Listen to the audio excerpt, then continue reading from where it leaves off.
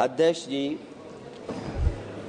मैं सबसे पहले आपका अभिनंदन एवं अभिवादन करते हुए आग्रह करना चाहूँगा कि मुझे बोलने के लिए जो समय दिया है, मैं उसमें से 2 मिनट का समय महाकुंभ हादसे का शिकार लोगों की आत्मा की शांति के लिए खड़े होकर के मौन रखना चाहूँगा। अगर किसी अन्य को भी सच्चे मन से मृतकों के प्रति सच्चा भाव है तो वो भी हमारे सांसदों के साथ खड़ा होकर के ये मौन श्रद्धांजलि अर्पित कर सकता है। ये माननीय सदस्य अध्यक्ष महोदय, अगली लाइन अध्यक्ष महोदय, ये विषय अध्यक्ष महोदय, आप सीनियर लीडर हैं। अध्यक्ष महोदय, ये अधिकार आपका है। कभी नहीं रही। ये मैंने विषय मेंशन करते हुए भरोसा है इस विषय पर मौन कर दिया था, इसलिए अध्यक्ष का अधिकार है। हाँ, मैं वही अध्यक्ष महोदय, ये जो बात मैं शुरू कर रहा हूँ, जहां मैंने मौन 2 मिनट के लिए श्रद्धांजलि की बात की है, ये अधिकार मेरा नहीं है अध्यक्ष महोदय, ये अधिकार आपका है। मुझे पूरा भरोसा है आप पर कि जब अभिभाषण की चर्चा खत्म हो रही होगी उस समय 2 मिनट का मौन श्रद्धांजलि जरूर दी जाए जो श्रद्धालुओं की जान गई है। नहीं अध्यक्ष महोदय, नहीं अभी 1 मिनट दें, आप लोग कुछ मत बोलो, नहीं कुछ नहीं। अध्यक्ष महोदय, अभी तो अध्यक्ष महोदय मैंने बात शुरू नहीं की है, और जिन लोगों को तकलीफ है और जिनको दुख होना चाहिए उनके बारे में मैं, हालांकि वो बाद में कहना चाहता था महाकुंभ के बारे में, लेकिन अध्यक्ष महोदय क्योंकि बहुत सारे माननीय सदस्य ये सुन नहीं सकते हैं, इसलिए मैं बात वहीं से शुरू करता हूं। आप देश के परम अभिभावक होने के नाते हमारा आपसे अनुरोध है कि जहां सरकार बजट के आंकड़े लगातार दे रही है, और जब मैंने अभिभाषण पढ़ा अध्यक्ष महोदय, बहुत सारे आंकड़े सरकार ने दिए हैं। आंकड़े देने से पहले महाकुंभ में मरने वालों के आंकड़े भी दे दें। महाकुंभ की व्यवस्था के बारे में स्पष्टीकरण देने के लिए मेरी मांग अध्यक्ष महोदय, सर्वदलीय बैठक बुलाई जानी चाहिए।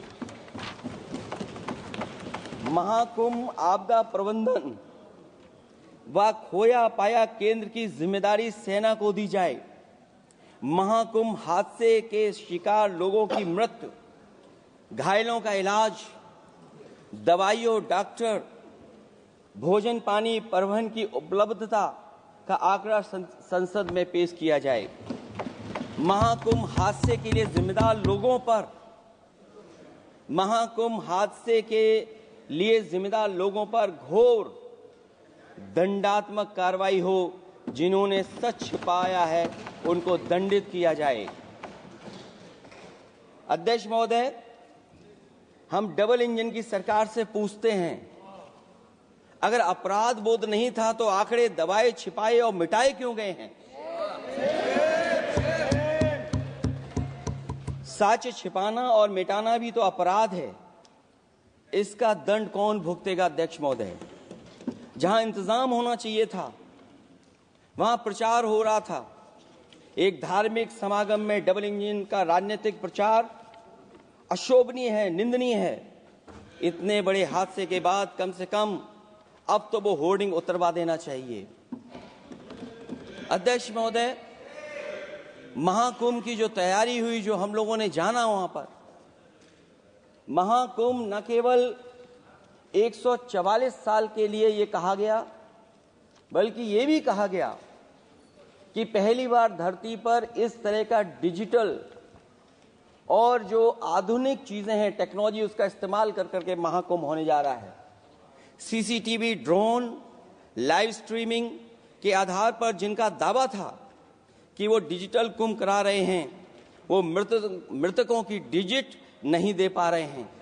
एक तरफ तो जो लोग डिजिटल अध्यक्ष महोदय कहने को थकते नहीं हैं, लेकिन जब कुंभ में इतना बड़ा हादसा हो गया है तो यही सरकार डिजिट नहीं दे पा रही है।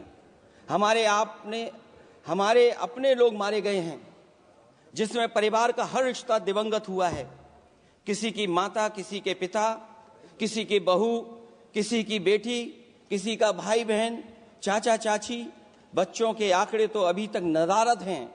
खोया पाया केंद्र ही लोगों को तो नहीं मिल रहा है। जो खोया पाया केंद्र था उसको भी लोग पा नहीं पा रहे, ढूंढ नहीं पा रहे। अध्यक्ष महोदय, कुंभ कोई पहली बार नहीं हो रहा है। कुंभ का आयोजन सदियों से होता आया है। हमारे पौराणिक और हमारे इतिहास के दस्तावेज ये बताते हैं कि समय समय पे जो भी सरकारें रही होंगी, जिसका भी राज रहा होगा अध्यक्ष महोदय, उसने महाकुंभ या इस तरह के कुंभ का आयोजन किया है। एक तरफ तो वो कि जो 144 साल बाद महाकुंभ होने जा रहा है, उसका इतना प्रचार किया। और मैंने तो कई टीवी इंटरव्यूज में, कई समाचार चैनलों पर ये बात सुनने में आई और सुनते रहे हम लोग कि सरकार ने 100 करोड़ लोगों के आने का इंतजाम किया है।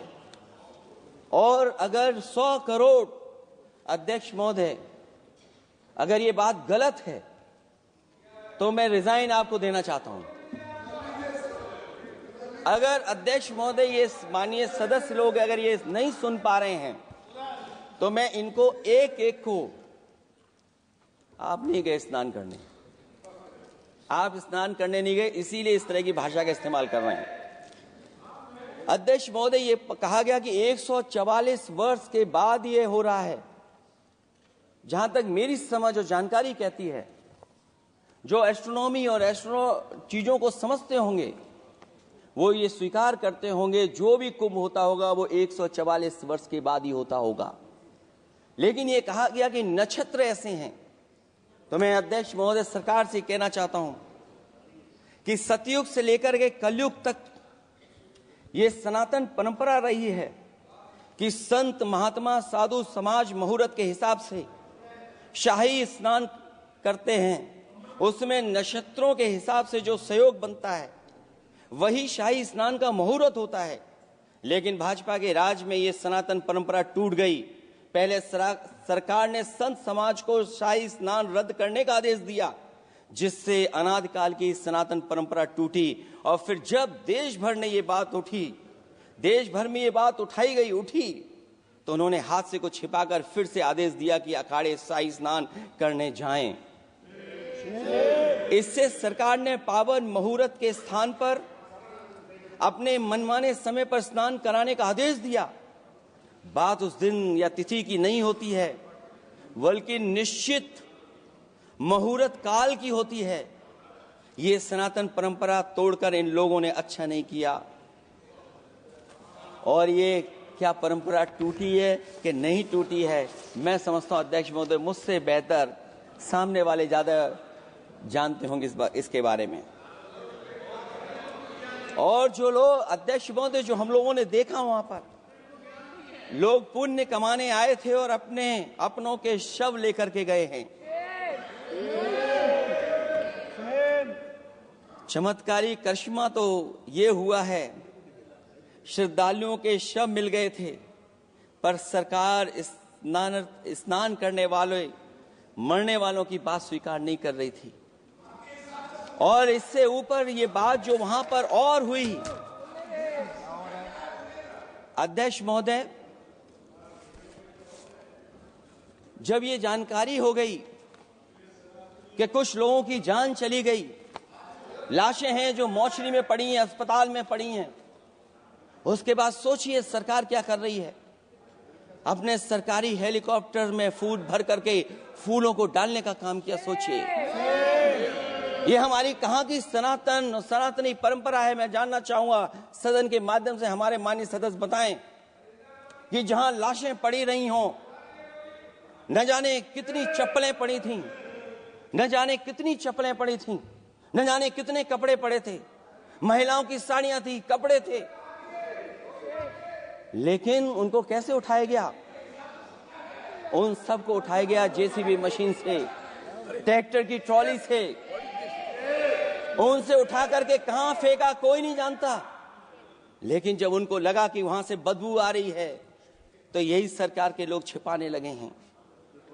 यही आपका महाकुंभ का आयोजन था, और हर बात को छिपाने के लिए न